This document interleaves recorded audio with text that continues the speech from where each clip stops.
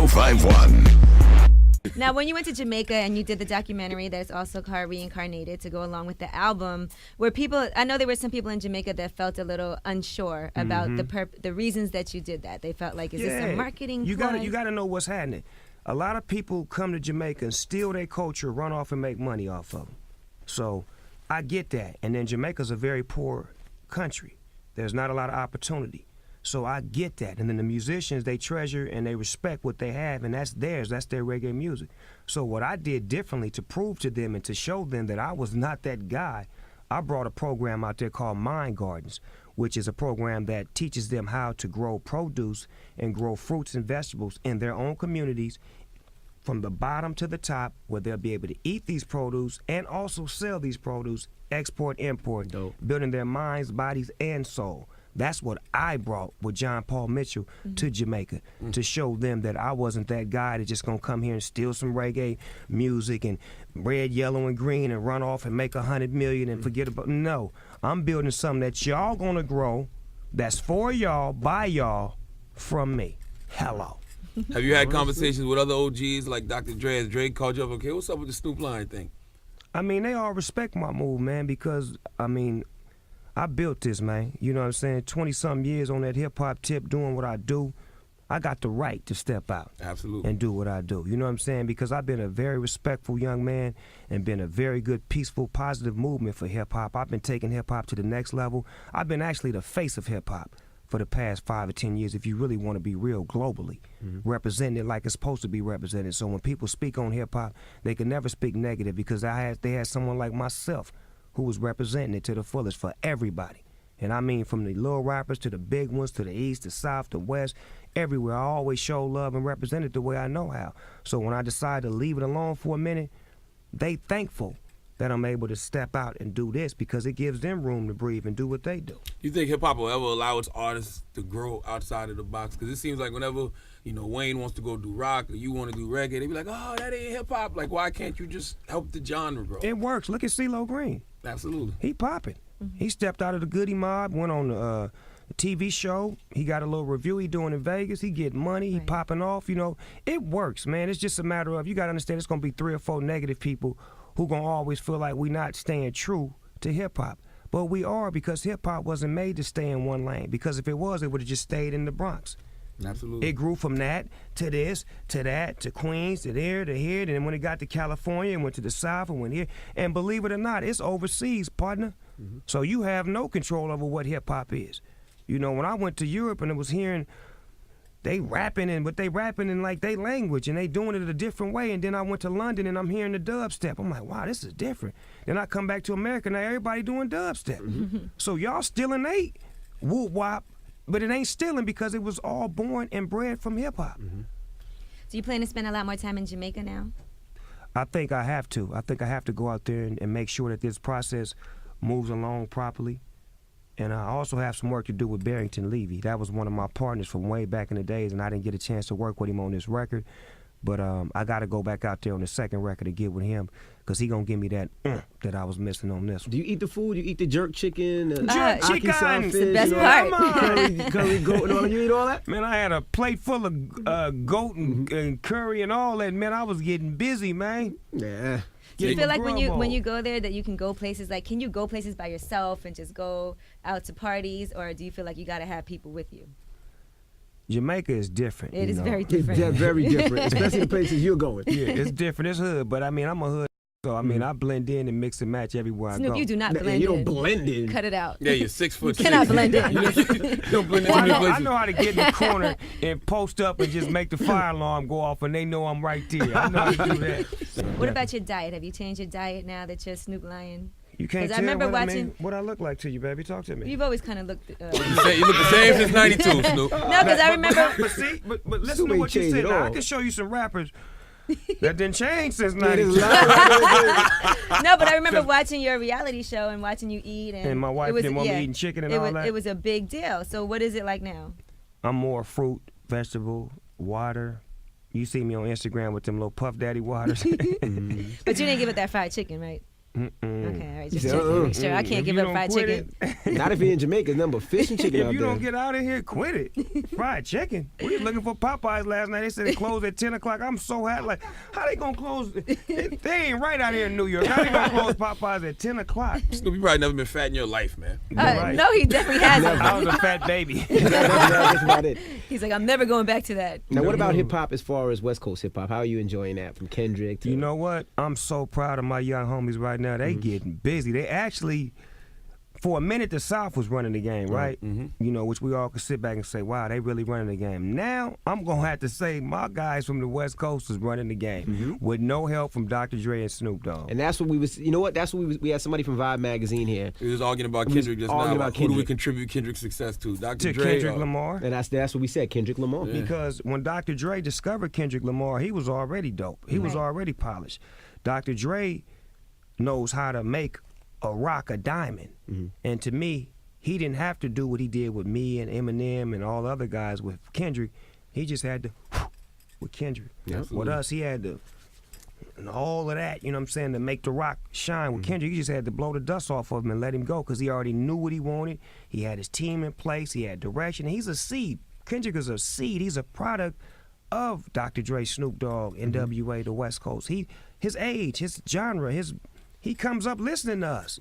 That's what he's a product He gets of. busy too. But he didn't add the gangster. Right. He took that out Right. and made it more universal and lovable and likable. And he's very lyrical. So it's like, I praise him. I mean, he's the choice of the new generation. I know when he became, it was a night he did a show in Hollywood. No. It was before that. It was at the Ford Theater in Hollywood. Me and Dr. Dre was there together. He was young in the game. It was rocking, and the whole crowd was singing all his songs. Then he brought out YG. Then he brought out The Game. Then he brought out from New York. Then he popping all this. I told Dr. Dre, I said, I got to go down there on the stage. Cause I walked down there on the stage. He seen me. His DJ played one of my records. This how short played one of my records. I come out, whoop-de-whoop, boom, stop, talk to him, and I tell him in front of the whole crowd, I'm passing you the throne. I'm passing you the, what's that word? torch. The baton. I'm passing you the Baton. torch right now. Matter of fact, you just took the torch. And when I did that to him, he teared. Put his head down, he couldn't even say nothing. He was like, then he went right back into show mode and it up. I'm like, oh my God, he's the one. Yeah. Yeah, This he's the one. before his record was out. Right. As a former gangster rapper, do you miss gangster rap? Because most of the young artists now aren't gangster rappers at all. But they're being real because they're being themselves, but it's just not Yeah. on the gangster tip. Yeah, I miss the music, but I don't miss, The lifestyle. I don't miss all of that confusion because boy, when you got everybody trying to be a gangster, that's a problem. Because, you know, everybody's showing out, everybody trying to impress. And that's what I think was like our downfall in the 90s is that we had too many homies that were trying to be impressionable on the artist, which caused the artist not to really get what he was supposed to get. And now you got the youngsters nowadays reaping all of those benefits because they alleviate that by being fun, by wearing the different colored pants and styles of pants. I and never this and understood that. it, Snoop, because you used to travel 40 deep. And I was like, how could you possibly book Snoop? Because you got to pay for 40 plane tickets or private and they jet. was doing it. They was Yikes. writing the check because I had a hell of a show. Do you ever sit around and smoke like we sit around and smoke and talk with your homies about what the game would be like if Tupac was still here, or Biggie, or Eazy-E? You know what? I had that discussion 2 or 3 times, and I always come to the conclusion that a lot of artists wouldn't be as big as they are if they were here. And that was with no disrespect. It's just certain lanes opened up for artists when they were gone. When they were here, we can do a bar check. Who was on the bar when they was here? I definitely was over the bar. Right. Because when Pac came to Death Row, if you recall, I was the man. I stepped back and allowed him to shine with our team and told Suge bring him to us because he deserves to be with us because he's my homie. When Biggie was alive, if you listen to his last record, he said, I'm dreaming of something, Lear Jackson Coupes and trying to T4 sell Suits, records like Snoop. Like Oops. who? He said, like who? And then he said, Snoop. oops, because he And wasn't then supposed to be he thinking said, that. oops, because what? Yeah, the Damn, beefing. I forgot. We supposed to be beef. I need to keep this in the closet. Yeah. But I got so much love. I got so much love for him, despite he with them who want to knock me down. I'm still going to cut through the ice and shoot him a shot. But see, you don't think about all of that until you talk about all of that. That's why I say on the bar, a lot of rappers wouldn't be where they are. I can't say their name because I love them all. But certain rappers that had big years and big albums, when he was gone, that wouldn't have been there. When he was gone, that wouldn't have been there because he would have been, that would have been his lane, that would have been his lane. Right. And you wasn't stepping on Biggie or Tupac lane. The lane Biggie had, nobody was in his lane. Big, black, fly, saucy, lyrical, stage presence, no. You're not on that by far. The lane Pac had, movie star, swag, east, west, everything, intelligence, thought out rhymes. Oh, nah. Well, nobody finna have that. Right. That was they two worlds. So it's like, to me, the game had to take them away to let everybody else breathe. Or the game would have been based on three figures, just us three. That's what I think. It would just been us three doing what we do. You might have needed Snoop Lion back then. You probably could have calmed all that down. I wanted to. Believe it or not, I wanted to. I went to go visit Suge Knight in jail, and they wouldn't let me visit him. They shut it down. But I was going to tell him, look, Suge, let me go. Shake hands with Puffy and Biggie, because them has always been my friends and our friends. I don't know why we tripping. Them used to be our friends. Right. All of us. So let me go shake their hands in public and end this. But I didn't never get a chance to do that. And then that's when their energy turned against me because they felt like I was siding with the enemy. Right. You see what I'm saying? But after the fact, me and Puffy went on the Steve Harvey show, and we shook hands and showed everybody that it was all love because, you know, we had lost our two dear friends.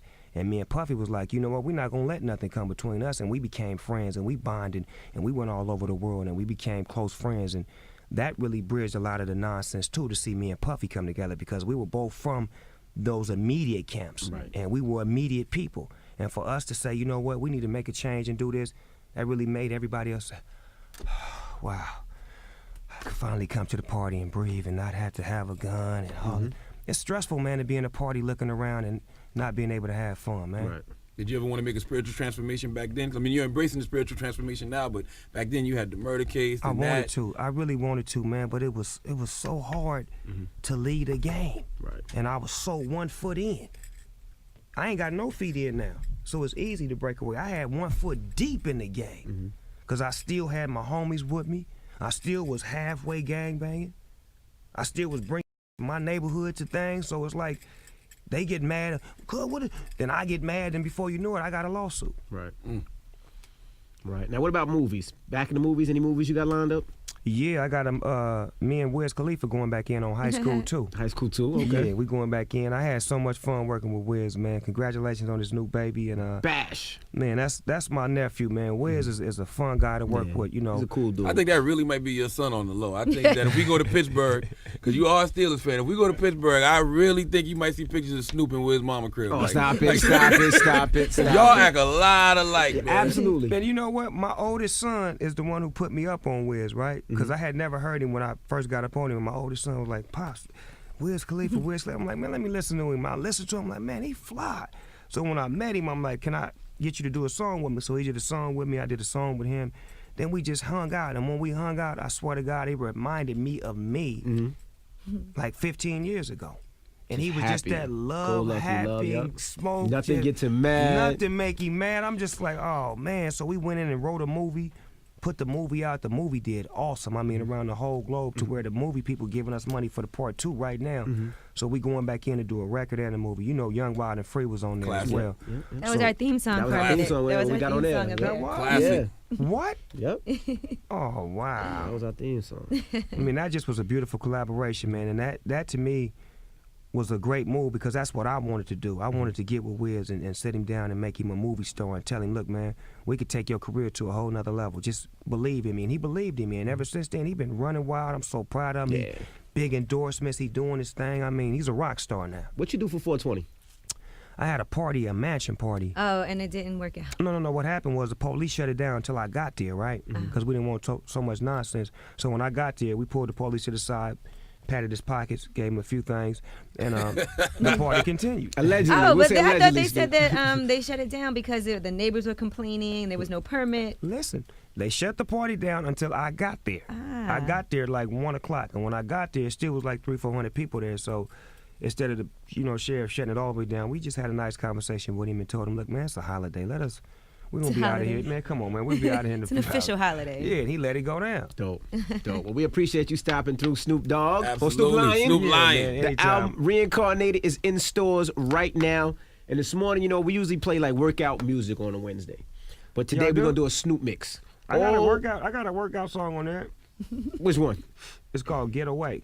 Get Away? Mm-hmm. It's like you running from the police. That's not a way. That is a workout. Yeah, when in your some ass is cases. running. No, but I will say this about the album: it's very chill, very laid back, good to listen to in the car, good to listen to at home if you smoke. Okay. So you playing an hour of Snoop right now? Hour of Snoop this Okay. morning, 9 o'clock. Let me know your favorite Snoop records at you DJ crazy. Envy. Whatever you want to hear from Snoop, old, new, whatever, we'll get on. It's the Breakfast Club on Power 105.1. Snoop Lion. Bless up.